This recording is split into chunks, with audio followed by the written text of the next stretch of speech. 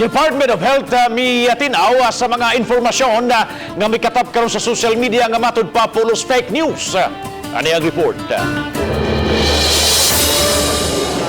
Sa taho nga doon ay namatay nga foreigner sa usa ka private hospital tungod sa coronavirus disease. Fake news kuno matod sa DOH. Wala po na sa atong reports. So, dili na siya tinuod. Ang lain kasayuran nga na ay namatay sa airport. Fake news usam. Wala gihapon na sa atong report, no?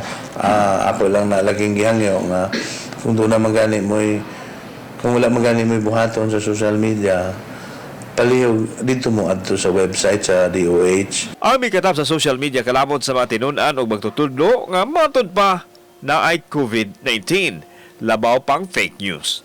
Matod sa DOH, bugtong sila lang ang makapagawas og takdong kasayuran mahitungod sa coronavirus disease. Busa ohag nini sa publiko nga dili dayon motuo sa kasayuran nga makita sa social media.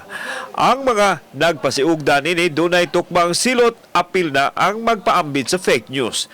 Giklaro sa opisyal nga wa pay mga tawo dinhi sa rehiyon nga nagpositibo sa COVID-19 ug samot na nga way nakalas gumikan sa Cagaw. Kauban si Godfrey Relian, ako si Alan Domingo. Balitang Bisdak.